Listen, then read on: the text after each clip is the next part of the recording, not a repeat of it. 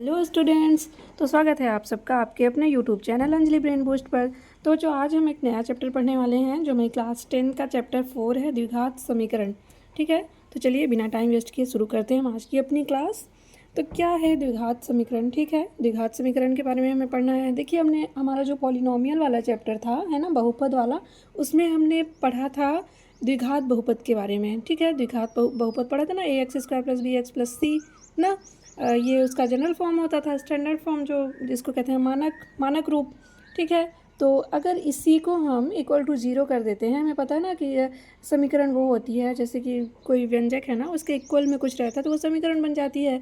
तो इसी जो द्विघात बहुपद है इसी को हम = 0 कर देंगे तो वो हमारा क्या कहलाएगा? द्विघात समीकरण कहलाएगा। ठीक है, तो चलिए देखते हैं क्या होता है द्विघात समीकरण का जो मानक रूप है, जनरल फॉर्म है, वो क्या होता है।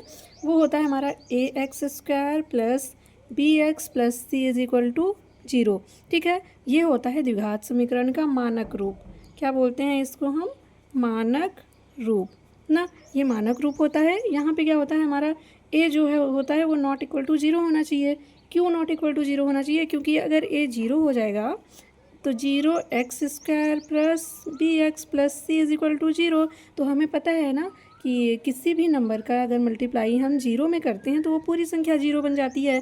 तो ये तो 0 बन जाएगा। प्लस bx + c = 0 है ना, तो ये bx + c = 0 बन जाएगा। ये हमने पढ़ा था पॉलिनोमियल में। जो ये वेरिएबल है ना, हमारा चर है, उसके पावर में 1 है। तो ये कैसा समीकरण बनता है? ये हमारा रैखिक समीकरण बन जाता है। ठीक है, तो ये क्या बन जाएगा? हमारा रैखिक समीकरण। तो द्विघात समीकरण तो रह नहीं जाएगा। इस वजह से ये कंडीशन होती है कि ए जो है वो 0 के इक्वल नहीं होना चाहिए, और ये होता है इसका स्टैंडर्ड फॉर्म। ठीक है, तो हमारी जो प्रश्नावली है ना, हमारी 4.1, तो 4.1 में हमें ज़्यादा कुछ करना नहीं है। उसमें सिर्फ ये बताना है, कुछ सवाल हमें दिए हुए हैं, उन्हें हमें ये बताना है कि वो द्विघात समीकरण है या फिर नहीं है। ठीक है, ये हमारा सवाल है। कह रहा है कि जांच कीजिए कि क्या निम्न द्विघात समीकरण हैं। ठीक है, द्विघात समीकरण है। तो पहला है x + 1 का स्क्वायर = 2 ब्रैकेट में x - 3। तो चलिए अब हम देख लेते हैं कि इन सारे सवाल जो मैं 8 सवाल दिए हैं ना, उसमें से कौन सा द्विघात समीकरण है, कौन सा द्विघात समीकरण नहीं है। तो हम अपनी प्रश्नावली शुरू करते हैं। प्रश्नावली देखिए, इंट्रो में अभी जो हमारी प्रश्नावली 4.1 है ना, उसमें ज़्यादा कुछ नहीं है। बस हमें यही बताना था कि हम कैसे पता करेंगे कि कोई भी समीकरण दिया है वो द्विघात है कि नहीं है। तो हम इस फॉर्म को देख के हम बता पाएंगे। ठीक है, तो जैसे जैसे हम प्रश्नावली करेंगे वैसे वैसे मैं उनका इंट्रो आपको देती रहूँगी। ठीक है, तो पहला सवाल हम अपना कर लेते हैं। क्या है पहले में? देखिए, x + 1 का स्क्वायर और 2 ब्रैकेट में x - 3, यही सवाल है ना हमारा।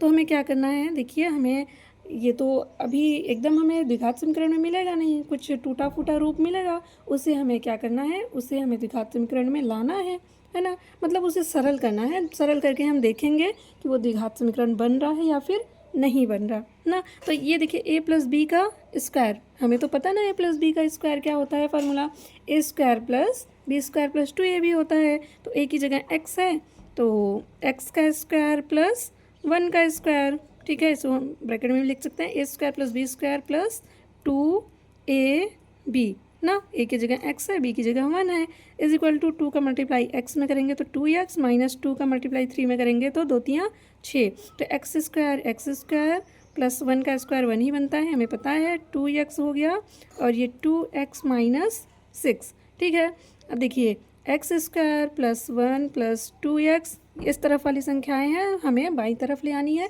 और हम जानते हैं पक्षांतर से क्या होता है, प्लस की संख्याएं माइनस में हो जाएंगी और माइनस की संख्याएं प्लस में = 0।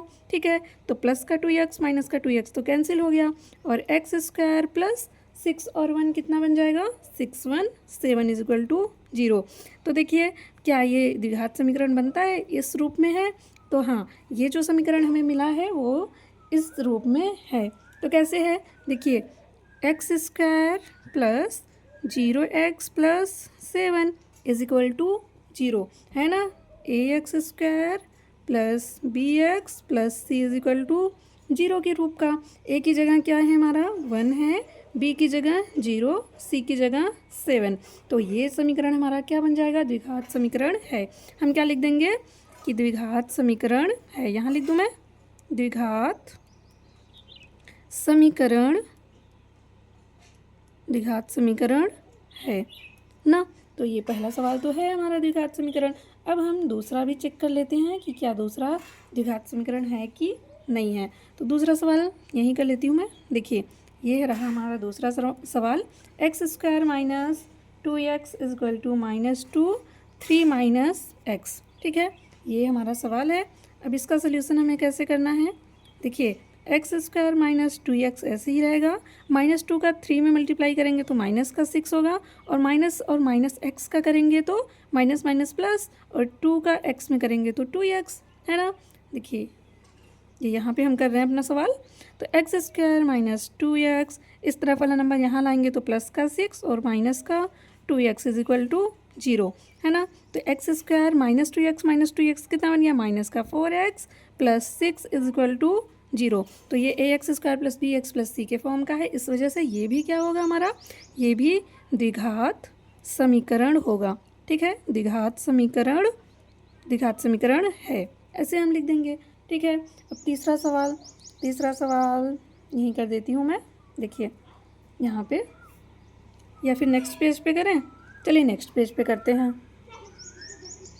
तो बच्चा ये तीसरा सवाल है हमारा, तो इसे भी हम चेक कर लेते हैं। ठीक है, चेक कर लेते हैं कि ये द्विघात समीकरण है या फिर नहीं है। तो कैसे चेक करेंगे, देखिए x माइनस 2 x प्लस 1 है, तो मल्टीप्लाई करेंगे इनका ना, x माइनस 2 एक बार लिख लेती हूँ मैं, और x प्लस 1 है, इज इक्वल टू क्या है, x माइनस 1 और x प्लस 3 है। तो बारी बारी से मल्टीप्लाई करना तो हम जानते ही ना, x का मल्टीप्लाई x में करेंगे तो कितना बनेगा, एक्स स्क्वायर, फिर -2 का x में करेंगे तो -2x, उसके बाद फिर x का प्लस 1 में करेंगे तो प्लस का x, -2 का 1 में करेंगे तो माइनस का 2। इसी तरह से हम इस तरफ वाली जो संख्या हैं उनका भी मल्टीप्लाई कर लेंगे।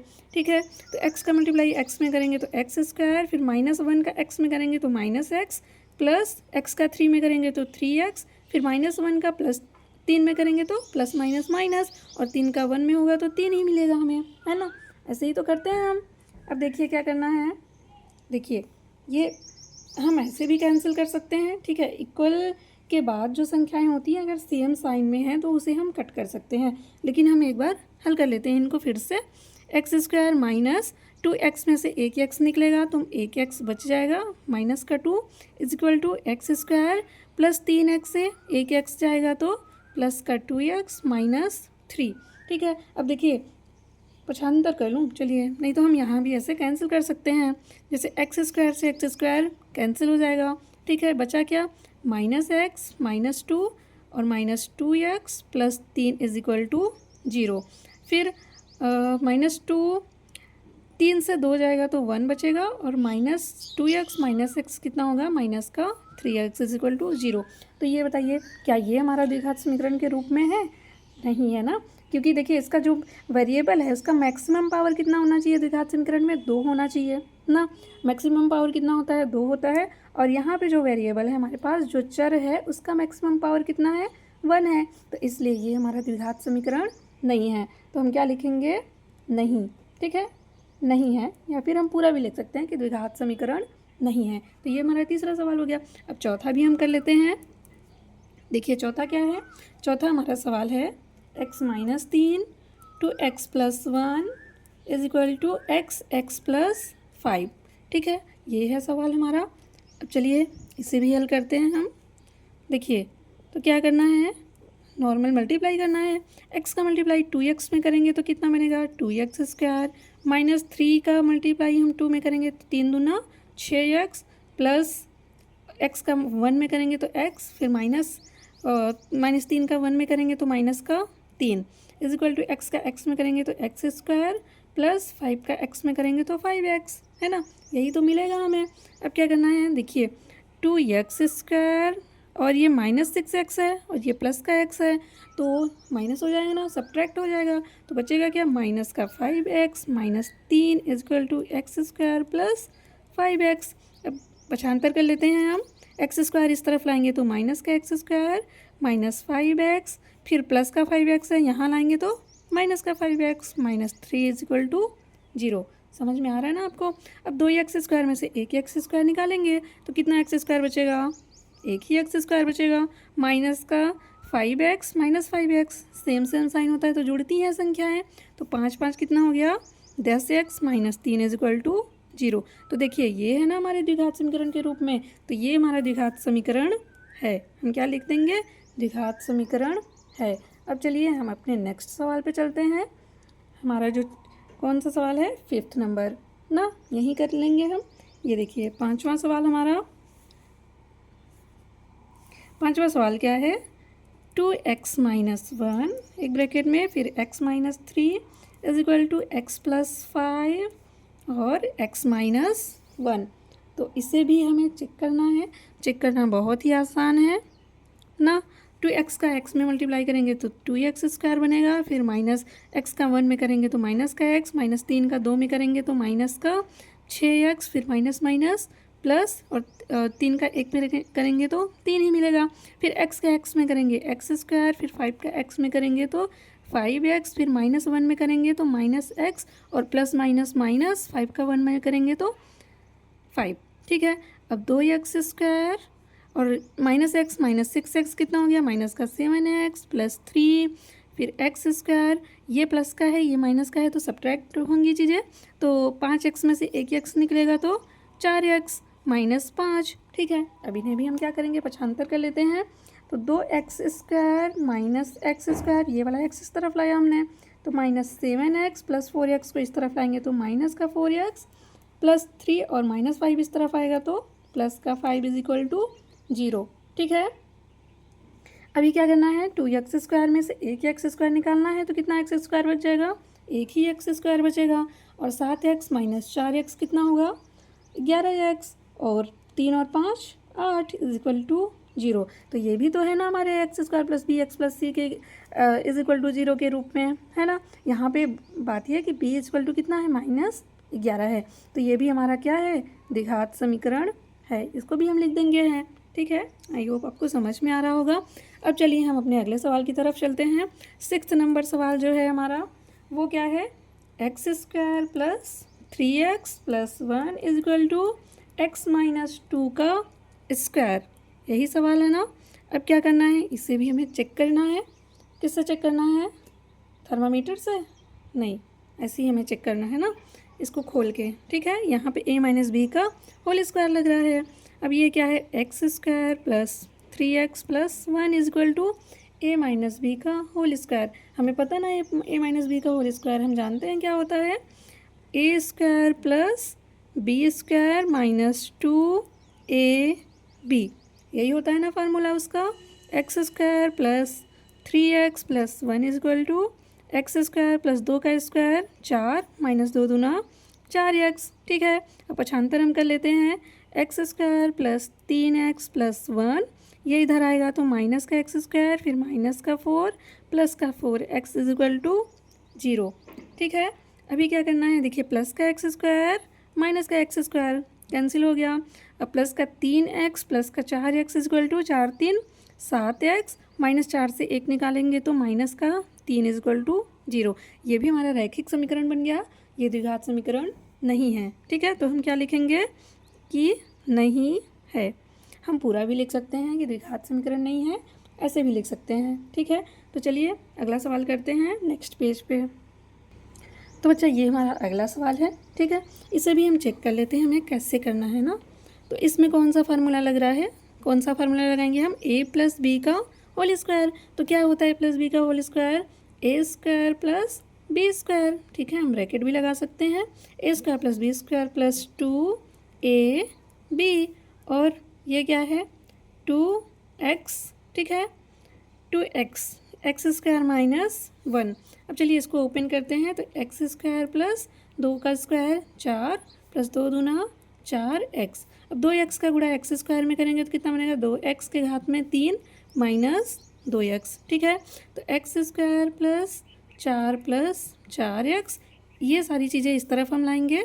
ठीक है। ये बीच में नदी है ना, नदी के दूसरी तरफ लाना है हमें।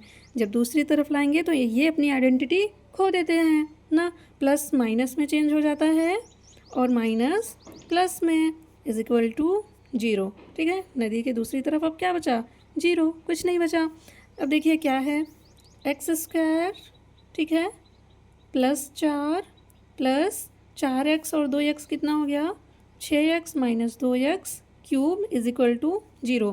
तो ये समीकरण लिखने का तरीका क्या होता है कि हम सबसे बड़ी घात को पहले लिखते हैं, फिर उससे छोटी घात, फिर छोटी घात, है ना, ऐसे लिखते हैं। तो सबसे बड़ी घात क्या है इसमें, -2x³ + x² + 6x + 4 is equal to 0। तो हमें यहीं से दिख रहा है, हमें यहीं से पता चल रहा है कि क्या ये, देखिए द्विघात समीकरण की मैक्सिमम पावर कितनी होनी चाहिए, 2 होनी चाहिए, बट ये जो समीकरण हमें मिला है उसकी मैक्सिमम पावर कितनी है, 3 है ना। तो ये क्यूबिक इक्वेशन बन चुका है, हमारा द्विघात समीकरण तो है नहीं, इस वजह से हम क्या लिख देंगे, नहीं है। ठीक है, तो ये नहीं है। अब चलिए हम पहले सवाल का अपना लास्ट सवाल देख लेते हैं यहीं पे।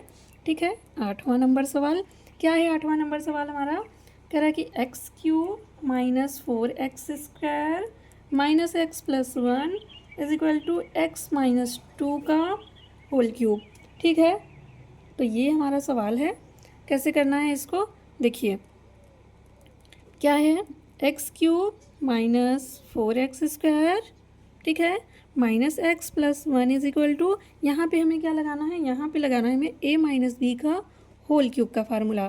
ठीक है, a - b का होल क्यूब, तो क्या होता है -b का होल क्यूब, a³, ठीक है, a³ - b³ - 3ab और ब्रैकेट में कितना, a - b, यही होता है ना फार्मूला, आपको याद होगा फार्मूला। ठीक है, तो अब क्या करना है, x³ - 4x² - x + 1 is equal to x³ और 2 का क्यूब कितना बनता है, 8, 2 दूना 4 दूना 8, तो 2 का क्यूब 8 हो गया, माइनस 2 तियाँ 6x और ब्रैकेट में x - 2। तो क्या करना है, x³ - 4x² - x + 1 is equal to x³ - 8 bracket को ओपन करना है हमें, -6x का x में मल्टीप्लाई करेंगे तो क्या हो जाएगा, 6x² और माइनस माइनस प्लस 6 दूना 12x। ठीक है, अब देखिए ये x³ से कैंसिल हो गया। ठीक है, कुछ और कैंसिल होगा, नहीं हो रहा है, तो हमें क्या करना है, माइनस का 4x² - x + 1, बाकी इस तरफ की चीज़ें हमें दूसरी तरफ ले आनी है। तो ये +8 प्लस का 6x² - 12x is equal to 0। ठीक है, अब क्या करना है, देखिए 6x² और -4x², तो 6 से 4 जब हम माइनस करेंगे तो कितना बनेगा, 2x²। ठीक है, अब -12x - x, तो कितना हो गया, माइनस का 13x और 8 1 9 ना, +9 इज इक्वल टू 0। तो ये तो मिल गया हमें द्विघात समीकरण के रूप में, इस वजह से ये क्या है, हमारा द्विघात समीकरण है। तो इसे हम क्या लिख देंगे, द्विघात समीकरण है। तो ये पहला सवाल हमारा यहीं ख़त्म होता है। अब हम आ जाते हैं अपने दूसरे सवाल की तरफ ना। तो दूसरा सवाल क्या कहता है हमारा, दूसरा सवाल है कि निम्न स्थितियों को द्विघात समीकरणों के रूप में निरूपित कीजिए। ठीक है, तो इसे हमें किस में निरूपित करना है, सिर्फ द्विघात समीकरण के रूप में। तो पहला सवाल है इसका, एक आयताकार भूखंड का क्षेत्रफल कितना है, 528 मीटर स्क्वायर है, क्षेत्र की लंबाई चौड़ाई के 2 गुने से 1 अधिक है। लंबाई जो है वो चौड़ाई के 2 गुने से 1 अधिक है, हमें भूखंड की लंबाई और चौड़ाई ज्ञात करनी है। तो हमें ज्ञात नहीं करनी, हमें सिर्फ इसको एक समीकरण के रूप में लिखना है। तो चलिए कर लेते हैं हम अपना दूसरा सवाल। ठीक है, दूसरे का पहला, देखिए हमें कंडीशन क्या दी है कि जो लंबाई है वो चौड़ाई के 2 गुने से 1 अधिक है। तो हमें ना तो लंबाई पता है ना ही चौड़ाई पता है, लेकिन हमें एक इनका जो रिलेशन है वो पता है ना, लंबाई और चौड़ाई के बीच का रिलेशन तो पता है हमें। तो चौड़ाई से रिश्ता है ना लंबाई का, तो पहले हम चौड़ाई को मान लेते हैं। क्या मानेंगे कि माना आयताकार भूखंड, मैथ है ना बच्चा, ये तो हमें जो पता नहीं होता उसे हम क्या करते हैं, मान लेते हैं। माना आयताकार भूखंड की चौड़ाई, तो चौड़ाई क्या मान लेंगे हम, चौड़ाई मान लेते हैं x मीटर, ठीक है, x मीटर हमने मान लिया। तो लंबाई कितनी हो जाएगी, तो लंबाई क्या हो जाएगी, कह रहा है चौड़ाई के, ठीक है, चौड़ाई के 2 गुने से 1 अधिक है क्या, लंबाई इतने मीटर है। कहने का मतलब ये है कि ये अगर हमारे पास एक आयताकार भूखंड है, ठीक है, आयताकार भूखंड है, तो इसकी चौड़ाई कितनी है, देखिए चौड़ाई इसकी हमारी हो गई x मीटर, ठीक है, तो लंबाई कितनी है, लंबाई कितनी होगी इसकी, चौड़ाई से 2 गुनी और उससे 1 ज़्यादा, ठीक है। तो ये है हमारा सवाल। अब कह रहा है कि इसका क्षेत्रफल ना, तो आयत का क्षेत्रफल तो हमें पता है क्या होता है, तो आयत का क्षेत्रफल क्या होता है, लंबाई इंटू चौड़ाई ना, यही होता है आयत का क्षेत्रफल। और आयत का क्षेत्रफल हमें दे रखा है, क्या है आयत का क्षेत्रफल, 528 ना, और लंबाई कितनी है 2x + 1 और चौड़ाई कितनी है x है। बस हमें इसको द्विघात समीकरण के रूप में लिख देना है। तो 528 = 2x का x में गुणा करेंगे तो 2x² + x ना, तो 2x² + x और 528 को इस तरफ लाएंगे तो माइनस का 528 = 0। बस हमें इसी रूप में लिखना था और यही क्या है हमारा आंसर है। तो चलिए हम अपना दूसरा सवाल करते हैं नेक्स्ट पेज पे। तो दूसरा सवाल क्या है बच्चा हमारा, कह रहा है कि 2 क्रमागत धनात्मक पूर्णांकों का गुणनफल 306 है, हमें पूर्णांकों को ज्ञात करना है, ठीक है, हमें क्या ज्ञात करना है, पूर्णांकों को ज्ञात करना है। क्रमागत मतलब क्या होता है, देखिए क्रम आगत है ना, मतलब क्रम से आने वाली संख्याएं, उसी को हम क्या कहते हैं, क्रमागत कहते हैं। जैसे एक के बाद कौन सी संख्या आती है, 2 आती है, 2 के बाद कौन सी आती है, 3 आती है ना, 3 के बाद 4 आती है। तो ये जो 1 2 3 4 संख्याएं हैं वो क्रमागत संख्याएं हैं ना, क्रम से आने वाली संख्या है। तो हमें उसके आगे वाली संख्या कैसे मिलती है, पीछे वाली संख्या में जब हम 1 को ऐड कर देते हैं तो हमें आगे वाली संख्या मिल जाती है, यही तो होता है ना। अगर मैं एक संख्या x मान लूँ तो उसमें अगर मैं 1 जोड़ दूँगी ना, तो अगर 1 जोड़ेंगे तो उसके आगे वाली संख्या मिलेगी, तो वो उसकी क्रमागत संख्या हो जाएगी। तो हमें 2 क्रमागत संख्याएँ लेनी हैं, ठीक है। तो माना हम क्या पूछा है, पूर्णांक पूछा है ना, तो हम क्या कहेंगे, माना पूर्णांक = x, ठीक है। तो क्रमागत पूर्णांक क्या होगा इसका, क्रमागत पूर्णांक देखिए ये x + 1 हो जाएगा ना, x के बाद कौन सी संख्या आएगी, x + 1 आएगी। अब कह रहा है कि इनका गुणनफल 306 है, तो प्रश्नानुसार क्या लिख देंगे हम, इनका जो गुणनफल है, ठीक है, वो किसके इक्वल है, 306 के।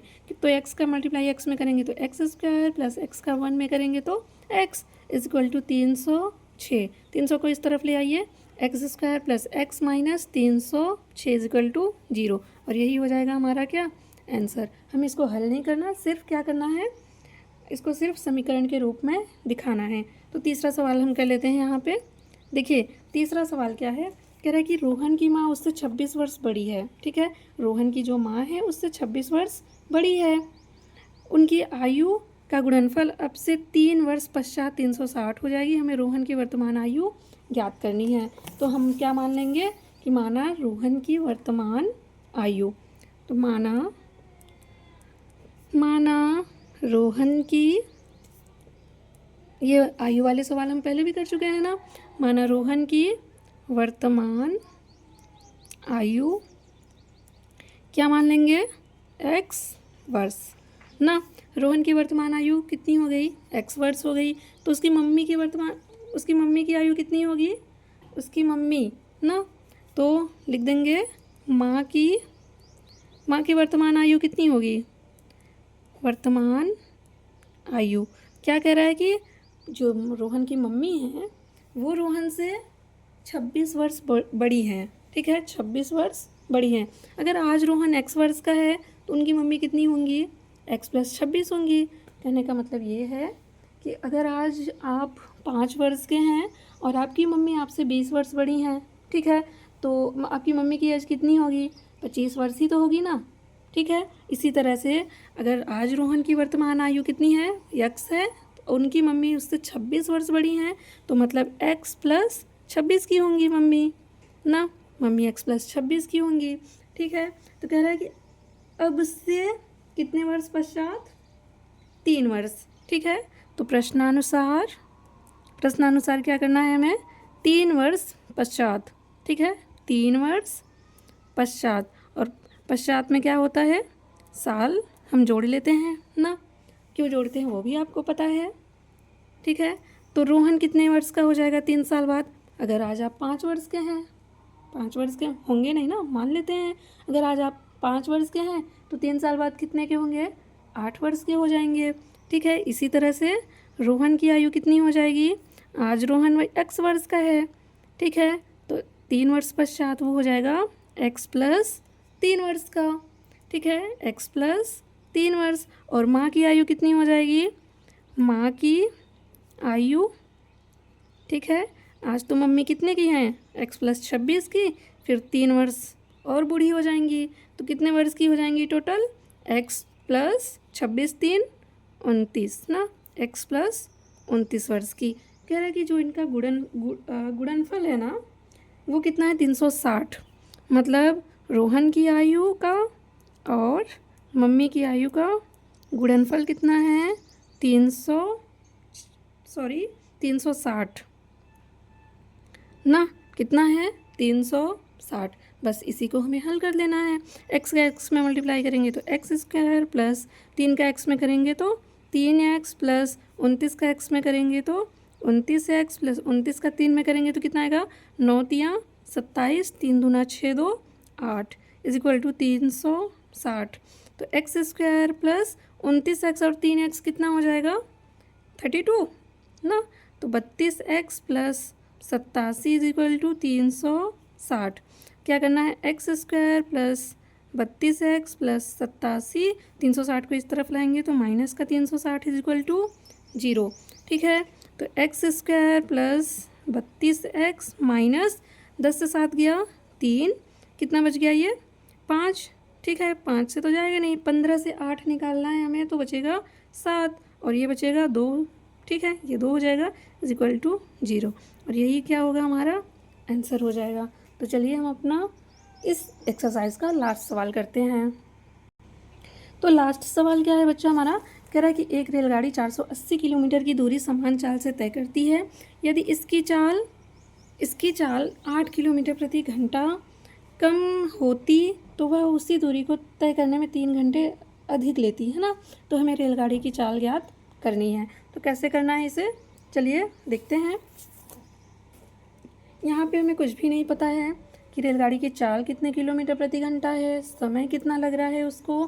ठीक है, कुछ भी नहीं जानते हम, तो हम क्या करेंगे, यहाँ पे मान लेंगे, क्या मानेंगे कि माना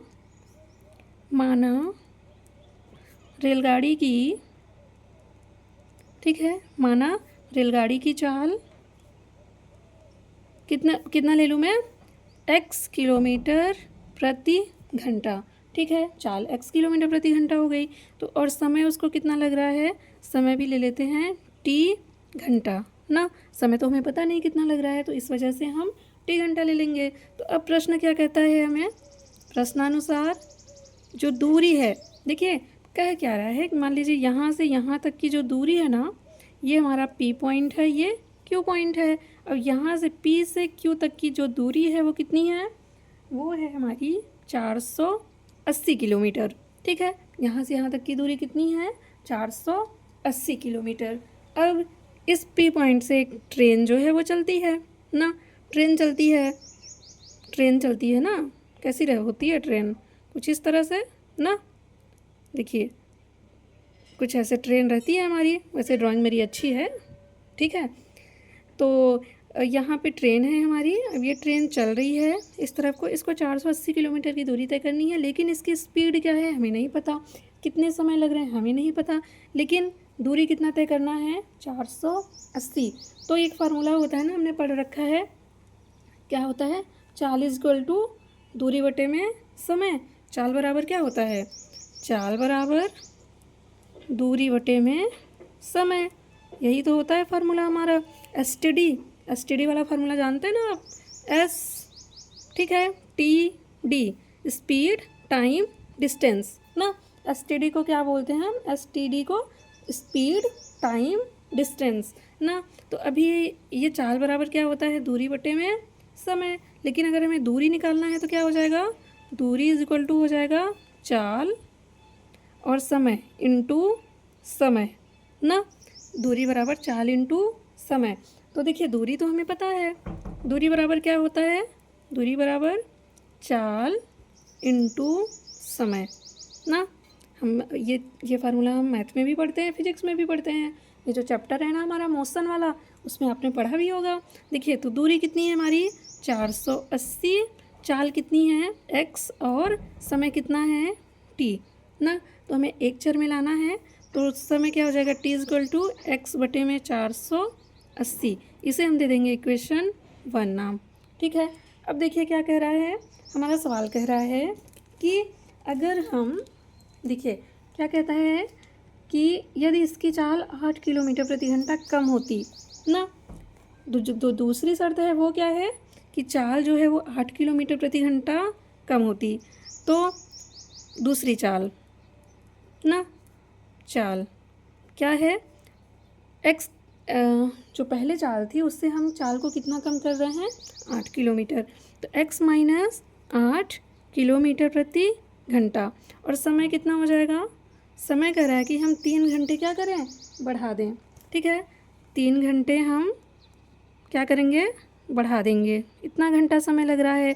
और दूरी हमें इतनी ही तय करनी है, बस हम चाल को थोड़ा कम कर रहे हैं और समय को क्या कर रहे हैं, 3 घंटे बढ़ा रहे हैं। और दूरी कितनी है, हमें 480 किलोमीटर ही तय करना है।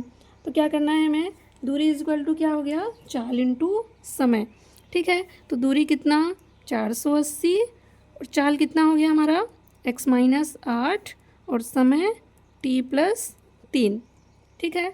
अब क्या करना है, 480 इज इक्वल टू क्या कर दूँ यहाँ पे मैं, देखिए x माइनस 8। अब t की जगह हम क्या रख सकते हैं, t की जगह हम x बटे में 480 रख सकते हैं। तो ये हो जाएगा x बटे में 480 प्लस 3, ठीक है। तो क्या करना है अब हमें यहाँ पे, देखिए 480 तो पहले से है, ठीक है, इज इक्वल टू एक्स का गुणा करेंगे x बटे 480 में। तो x का गुणा हम करेंगे x बटे 480 में, फिर माइनस 8 का गुणा करेंगे x बटे 480 में, ठीक है। और प्लस 3 का गुणा x में होगा तो 3x, माइनस और प्लस माइनस, 8 तिरिक 24, ठीक है। एक मिनट ना, x का मल्टीप्लाई हमने किस में किया, x का मल्टीप्लाई हमने किया, t की वैल्यू कितनी आएगी, t की, ओहो गलत कर दिया ना यहाँ पे हमने। देखिए t की वैल्यू हम निकाल रहे हैं ना, तो t को रखेंगे यहाँ पे, और ये x मल्टीप्लाई में है तो यहाँ पे आएगा डिवाइड में ना। तो 480 बटे में x होगा, ठीक है। t की वैल्यू निकाल रहे हैं ना हम, तो यहाँ पे हम रखेंगे 480 बटे में कितना, x, ठीक है। इसे आप समझ लीजिएगा। अब तो ये लाइन तो गड़बड़ ही हो गई हमारी। चलिए इसको मैं नीचे कर लेती हूँ, ठीक है, बड़ा कटपिट हो गया है। देखिए तो 480 is equal to x into 480 बटे में x, ठीक है। फिर माइनस 8 इंटू 480 बटे में x प्लस 3x माइनस 24 ना, यही है। अब x से x कैंसिल हो जाएगा, तो बचेगा क्या यहाँ पे, 480 इज इक्वल टू 480 माइनस 8 का गुणा जब इसमें करेंगे 480 में तो 0 से करेंगे तो 0, 8 अठाई 64, कैरी 6, 8 चौके 32, 6 38 ना, बटे में x प्लस 3x माइनस 24 ना। अब क्या करना है, देखिए 480 से 480 तो कैंसिल हो जाएगा, ठीक है। 480 ये कैंसिल हो गया, और ये क्या था,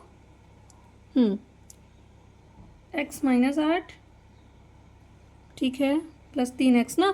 चलिए ठीक है, तो अब क्या करना है हमें, अब क्या करना है, देखिए प्लस का 3x minus 3840/x minus 24 is equal to 0। ये मिल गया है हमें। अब हम कर लेते हैं अपना सवाल थोड़ा सा दूसरी तरफ, स्पेस की कमी है ना, यहाँ कर लेते हैं। देखिए तो x हम क्या कर लेंगे, x हो जाएगा हमारा एलसीएम, तो x एलसीएम हो जाएगा तो 3x का मल्टीप्लाई x में होगा तो 3x² minus 3840 minus 24x is equal to 0। अब x को इधर भेज देंगे तो क्या होगा, ये 0 बन जाएगा, मतलब 3x² minus 3840 minus 24x is equal to 0। ठीक है, 3 कॉमन कर लेते हैं, तो 3 कॉमन जब करेंगे तो बनेगा x² माइनस 3 एक का नाम 3, 3 दूना 6, 3 अट्ठे 24 ना, और 3 अट्ठे 24 इज इक्वल टू 0। अब x² minus 1280 minus 8x is equal to 3 इधर आएगा तो ये भी 0 बन जाएगा। तो ये समीकरण हमें मिल चुका है, बस इसको हम जनरल फॉर्म में लिख लेते हैं। x² minus 8x minus 1280 is equal to 0, और ये मिल गया हमारा समीकरण। ठीक है, इसी समीकरण में लाना था हमें। तो आई होप आपको ये सवाल जो है वो समझ में आया होगा। ठीक है, तो ये पूरा इसका क्या है, सॉल्यूशन है। तो आज की हमारी जो एक्सरसाइज 4.1 थी यहीं पे ख़त्म होती है। तो मिलते हैं हम नेक्स्ट वीडियो में नेक्स्ट एक्सरसाइज के साथ, तब तक बने रहिए हमारे साथ। ठीक है, कोई भी डाउट होता है आपका तो कमेंट बॉक्स में कमेंट कर सकते हैं। चलिए मिलते हैं अगली क्लास में। Thank you.